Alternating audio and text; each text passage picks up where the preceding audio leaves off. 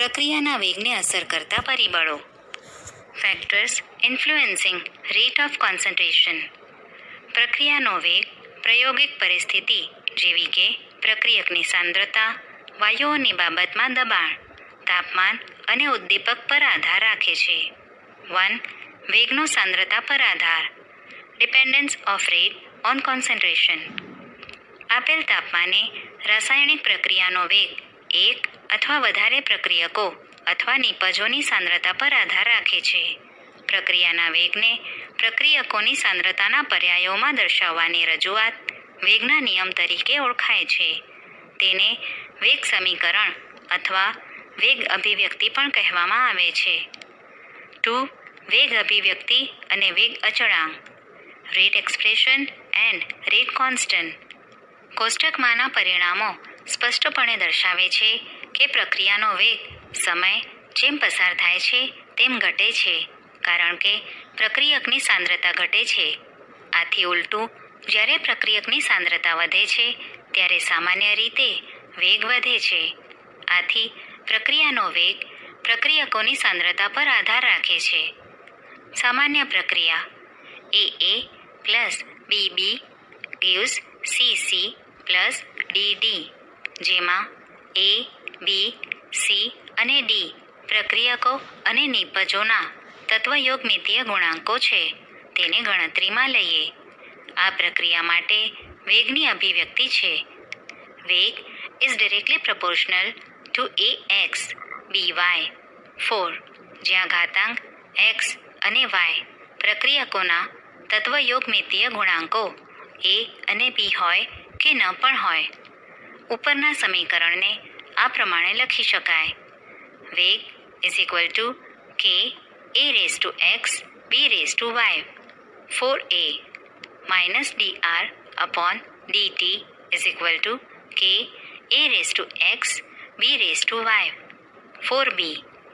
સમીકરણનું આ સ્વરૂપ 4B વિકલન વેગ સમીકરણ તરીકે ઓળખાય છે, જેમાં K સમપ્રમાણતા અચળાંકને વેગ અચળાંક કહે છે. સમીકરણ 4ના જેવું સમીકરણ જે પ્રક્રિયાના વેગને પ્રક્રિયકોની સાંદ્રતા સાથે સંબંધિત કરે છે તેને વેગ નિયમ અથવા વેગ અભિવ્યક્તિ કહે છે. આમ, વેગ નિયમ એવી અભિવ્યક્તિ છે જેમાં પ્રક્રિયા વેગ પ્રક્રિયકોની સાંદ્રતાના પર્યાયમાં દર્શાવવામાં આવે છે, જેમાં દરેક પર્યાય પર કોઈ ઘાતાંક મૂકવામાં આવે છે જે સંતુલિત રાસાયણિક સમીકરણમાં પ્રક્રિયા કરતી સ્પીસીઝના તત્વયોગમિતીય ગુણાંક હોય અથવા ન પણ હોય. ઉદાહરણ તરીકે 2NO gas plus O2 gas gives 2NO2 gas. આપણે આ પ્રક્રિયાના વેગનું માપન પ્રારંભિક સાંદ્રતાના વિધેય તરીકે કાં તો એક પ્રક્રિયકની સાંદ્રતા અચળ રાખી અને બીજા પ્રક્રિયકની સાંદ્રતા બદલીને અથવા બંને પ્રક્રિયકોની સાંદ્રતા બદલીને કરી શકીએ. નીચેના પરિણામો મળેલ છે. NO2ના નિર્માણનો પ્રારંભિક વેગ. પ્રયોગ. પ્રારંભિક NO અપોન મોલ પર લિટર. પ્રારંભિક O2 અપોન મોલ પર લિટર. NO2ના નિર્માણનો પ્રારંભિક વેગ અપોન મોલ પર લિટર પર સેકન્ડ. 1. 0.30 0.30 0.096 2. 0.60 0.30 0.384 3. 0.30 0.60 0.192 4. 0.60 0.60 0.768.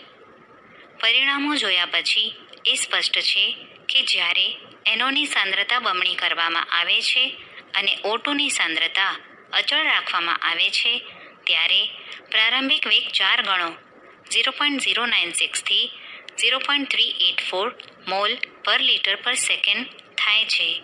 આ સૂચવે છે કે વેગ NOની સાંદ્રતાના વર્ગ પર આધાર રાખે છે. જ્યારે NOની સાંદ્રતા અચળ રાખવામાં આવે છે અને O2ની સાંદ્રતા બમણી કરવામાં આવે છે ત્યારે પણ વેગ બમણો થાય છે, જે સૂચવે છે કે વેગ O2ની સાંદ્રતાના પ્રથમ ઘાતાંક એટલે કે પાવર પર આધાર રાખે છે. આથી આ પ્રક્રિયા માટે વેગ અચળાંક થશે વેગ ઇઝ ઇક્વલ ટુ કે NO સ્ક્વેર O2. આ વેગ અભિવ્યક્તિનું વિકલન સ્વરૂપ આ પ્રમાણે આપી શકાય: -dr/dt ઇઝ ઇક્વલ ટુ કે NO સ્ક્વેર O2.